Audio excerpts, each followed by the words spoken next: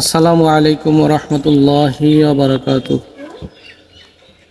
সম্মানিত দর্শক শ্রোতা, আল্লাহ রাব্বুল আলামিনের দুটি নিয়ামতের কথা পূর্বে উল্লেখ করেছিলাম।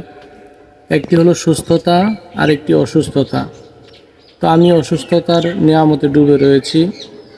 রব্বুল আলামিনের কাছে প্রার্থনা করেছি যেমন, তেমনি আমাদের গ্রামবাসী, আত্মীয় স্বজন, হিতাকাঙ্ক্ষী, শুভাকাঙ্ক্ষী যারা রয়েছে, গত জুমায় মসজিদে দোয়া চেয়েছিলাম।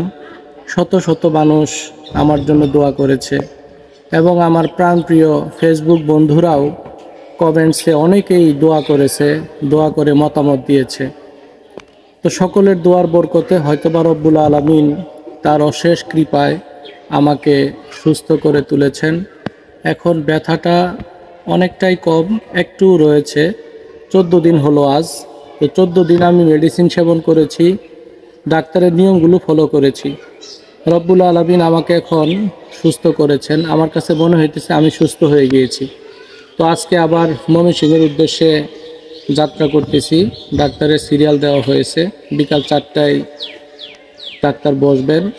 আমরা আজকে গিয়ে দেখাবো, দেখি তারপরে তিনি কি প্রেসক্রাইব করেন আমার জন্য।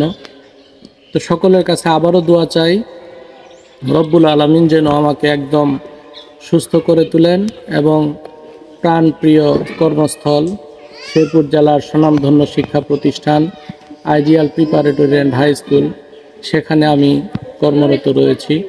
রব্বুল আলামিন যেন ঈদের পর কর্মসংস্থানে সঠিকভাবে যোগ দেওয়ার তৌফিক দান করেন এবং আমার মতো যারা অসুস্থতায় ভুগতেছেন সকলের জন্য আমি দোয়া করি, রব্বুল আলামিন যেন সবাইকে সুস্থতার নিয়ামত দান করেন।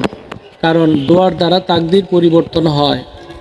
অসুস্থতার নিয়ামতে যারা রয়েছেন তারা মন থেকে রব্বুল আলামিনের কাছে দোয়া করবেন, হয়তো রব্বুল আলামিন এই অসুস্থতার নিয়ামতটাকে সুস্থতার নিয়ামত দিয়ে পরিবর্তন করে দিতে পারেন। তো সকলের কাছে দোয়া চাই, আমিও সকলের জন্য দোয়া করি। সকলের মঙ্গল কামনায় আজ এ পর্যন্তই। সবাইকে ধন্যবাদ। আসসালামু আলাইকুম ওয়া রাহমাতুল্লাহ।